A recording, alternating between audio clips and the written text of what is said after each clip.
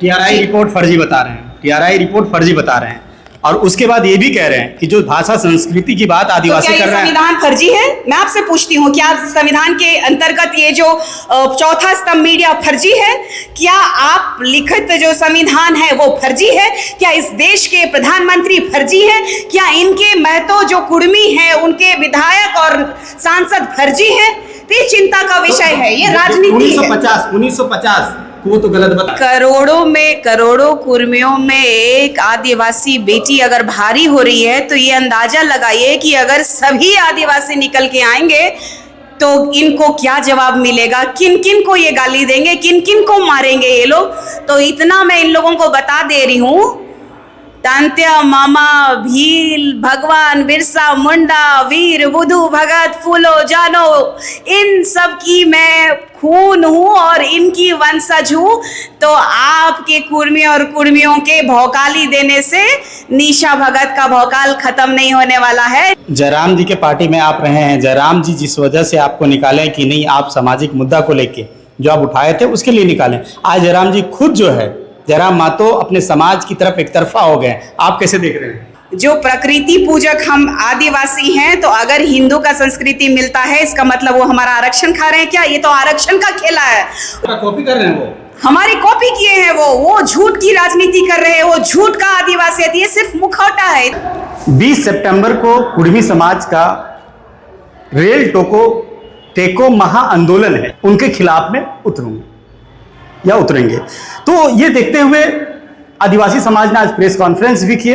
मेरे साथ निशा भगत जी हैं जो अभी आदिवासी शेरनी बनी हुई हैं और लोग कह रहे हैं कि अभी आदिवासी समाज की एक आवाज़ बनी हुई है। निशा जी, 20 को इधर रेल टेको है, आप लोग भी प्रेस कॉन्फ्रेंस कर रहे हैं। आपके चैनल के माध्यम से जितने भी दर्शक हैं, श्रोता हैं, उनको मेरी तरफ से जोहार, जय धर्मेश। और आज का जो कार्यक्रम था कि आदिवासी कुर्मियों को नहीं बनने देने के लिए उनका विरोध जो प्रदर्शन कार्यक्रम, एक दिवसीय धरना कार्यक्रम जो है महामहिम राज्यपाल के आंगन में होगा और पूरे आदिवासी समुदाय के लोग वहाँ एकत्रित होंगे और अपनी बातों को, अपनी मांगों को जो रखेंगे कि आदिवासी बना नहीं जाता, आदिवासी पैदा होना पड़ता है।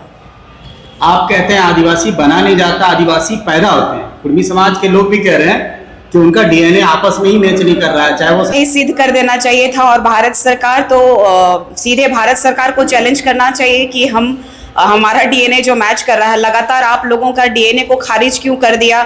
आपका टीआरआई रिपोर्ट आप लोगों के खिलाफ क्यों लिखा? इन्होंने क्यों लिखा कि यथास्थिति में ही इनको रहने दिया जाए, इनको आदिवासी बनने की आवश्यकता नहीं है? टीआरआई को तो जो दीपक पुनियार हैं वो कह रहे हैं कि टीआरआई को तो थप्पड़ मारना चाहिए। देखिए, इनकी भाषा, इनका जो बिहेवियर है वो संविधान को वो सीधे कह रहे हैं कि, और संविधान के अंतर्गत आने वाले सिस्टम को सीधे कह रहे हैं वो कि थप्पड़ मारना चाहिए। तो उनका जो प्रवृत्ति है, ये चाहते हैं कि इस राज्य को नेपाल में जिस तरीके से आग जनी हुई है उसी तरीके से अपना हक अधिकार ये लोग लड़के लूट करके लेना चाहते हैं। ये किसी भारत का संविधान को नहीं मानते हैं। भारत की संविधान की दुहाई देने वाले लोग आज भारत का संविधान का उल्लंघन कर रहे हैं और जबरदस्ती रेल टेका कार्यक्रम हो, चाहे थप्पड़ मारने की बात हो, तो इन लोगों का चरित्र दर्शाता है कि ये लोग क्या कर रहे हैं। जयराम जी के पार्टी में आप रहे हैं, जयराम जी जिस वजह से आपको निकाले कि नहीं, आप सामाजिक मुद्दा को लेके जो आप उठाए थे उसके लिए निकालें। आज जयराम जी खुद जो है, जयराम मातो अपने समाज की तरफ एक तरफा हो गए, आप कैसे देख रहे हैं? देखिए, वो एक समाज का बेटा होने के नाते अपनी पार्टी को भी अपने कुर्मी समुदाय के लिए उन्होंने न्यौछावर कर दिया और उन्होंने मेरे को पार्टी से निकाल दिया क्योंकि मैं एक आदिवासी बेटी कुर्मियों के खिलाफ बोली।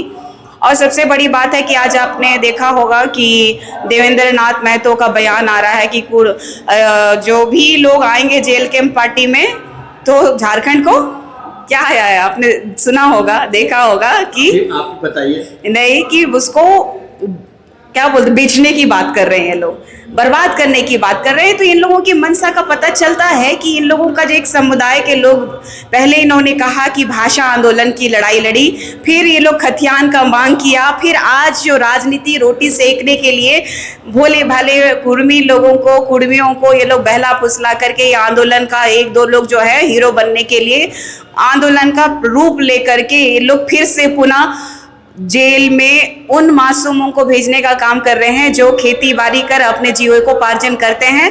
और इस बार आदिवासी समुदाय इसलिए जागा है क्योंकि भारत के संविधान से ये कुर्मी अपना खिलवाड़ कर रहे हैं, इसीलिए इनको रोकने का कोशिश कर रहे हैं। और सबसे बड़ी बात है कि ये संविधान में हमारा एक अलग संविधान है जो आदिवासियों के लिए अंकित है, विद्यमान विधि है।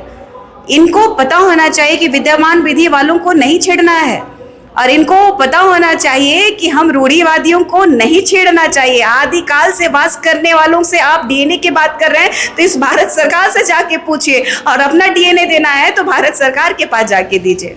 लोग कह रहे हैं कि रेल टेको कार्यक्रम जो है कुर्मी समाज का, वो बहुत पहले से चलता आ रहा है, लेकिन इस बार जो है निशा भगत की वजह से मामला और क्रिटिकल हो गया है कि निशा भगत अब उतने बड़े समाज से कैसे फाइट करेंगे। देखिए ये निशा भगत वर्सेस सब कुर्मी समाज जैसा लग देखिए, करोड़ों कुर्मियों में एक आदिवासी बेटी अगर भारी हो रही है तो ये अंदाजा लगाइए कि अगर सभी आदिवासी निकल के आएंगे तो इनको क्या जवाब मिलेगा, किन किन को ये गाली देंगे, किन किन को मारेंगे ये लोग। तो इतना मैं इन लोगों को बता दे रही हूँ, तांत्या मामा, भील, भगवान बिरसा मुंडा, वीर बुधू भगत, फूलो जानो, इन सब की मैं खून हूँ और इनकी वंशज हूँ।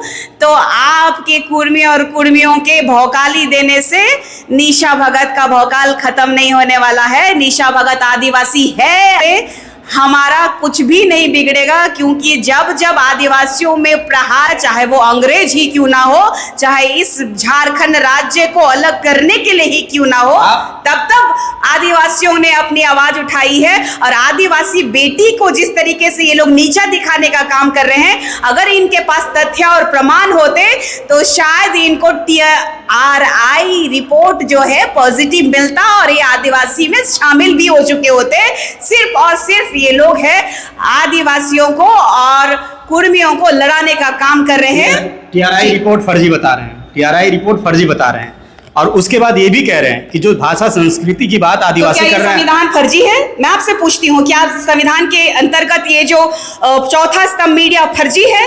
क्या आप लिखित जो संविधान है वो फर्जी है? क्या इस देश के प्रधानमंत्री फर्जी है? क्या इनके महतो जो कुर्मी है उनके विधायक और सांसद फर्जी है? तो ये चिंता का विषय है, ये राजनीति है।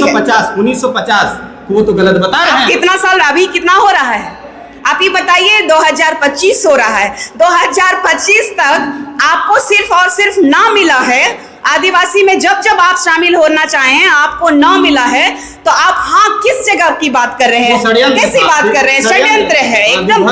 नहीं, ये षड्यंत्र आप लोगों के द्वारा रचाया जा रहा है, जो मीडिया उनकी चमचाईगिरी करते हैं, जो कुर्मी समाज के नेता जो हैं अपने आप को सोचते हैं कि मैं इस देश का प्रधानमंत्री या फिर इस राज्य का मुख्यमंत्री के रूप में पद स्थापित कर लूंगा। तो ये मैं चेताना चाहती हूँ कि राजनीति अब नहीं चलेगी। आदिवासियों की आवाज उठ चुकी है और आदिवासियों ने अपनी आवाज को बुलंदियों तक पहुंचाने के लिए, देश के प्रधानमंत्री तक पहुंचाने के लिए 20 तारीख को हुंकार भर दिया है। 20 तारीख को 11 बजे हमारा राजभवन के समक्ष, राजभवन के आंगन में हम लोग अपनी जायज मांगों को रखेंगे कि आदिवासियों का शोषण करना बंद करें, आदिवासियों का हक और अधिकार को छीनने वाले लोगों को जवाब मिलना चाहिए केंद्र की सरकार से। धन्यवाद। क्योंकि सबसे बड़ी बात है, इस चैनल को मैं धन्यवाद देना चाहूंगी कि आपने बहुत प्रखरता से दिखाया। चूंकि लगातार आपका जो सवाल होता है मैं उसकी हर चीजों के जवाब देती हूँ, लेकिन मुझे कोर्ट जाना है, कोर्ट जाना है और मुझे जाना होगा। अंतिम ये कह रहे हैं कि उनका जो कल्चर है, भाषा, संस्कृति सब मेरे से मैच हो रहा है। हम दिखा रहे हैं वो छऊ नाच हम भी करते हैं, जो आदिवासी समाज में आप कहाँ छऊ नाच? देखिए, इसीलिए तो सबसे बड़ी बात भिन्नता की है कि वो हमें अपनाते गए। अगर हमारा जो प्रकृति पूजक हम आदिवासी हैं, तो अगर हिंदू का संस्कृति मिलता है इसका मतलब वो हमारा आरक्षण खा रहे हैं क्या? ये तो आरक्षण का खेला है। ये जो आप इतिहास देख लीजिए, तो आप भी अगर हमारे आदिवासी संस्कृति को अपना लीजिएगा तो क्या आप आदिवासी थोड़ी कहलाइएगा? आपका कॉपी कर रहे हैं वो, हमारी कॉपी किए हैं वो झूठ की राजनीति कर रहे हैं, वो झूठ का आदिवासी है, ये सिर्फ मुखौटा है। इतना करके अपने शब्दों को मैं विराम देती हूँ, धन्यवाद करती हूँ, जोहार करती हूँ। तो ये थी निशा भगत, जो अपनी बेबाक आवाज के लिए जानी जा रही है, पहचानी जा रही है, और आदिवासी समाज के लोग अब इन्हें एक सामाजिक प्रभार भी दे दिए हैं, और इन्हें आदिवासी समाज के लोग शेरनी भी कर रहे हैं। बाकी आप इनकी बातों को कैसे देख रहे हैं, कमेंट में जरूर बताइएगा। जोहार।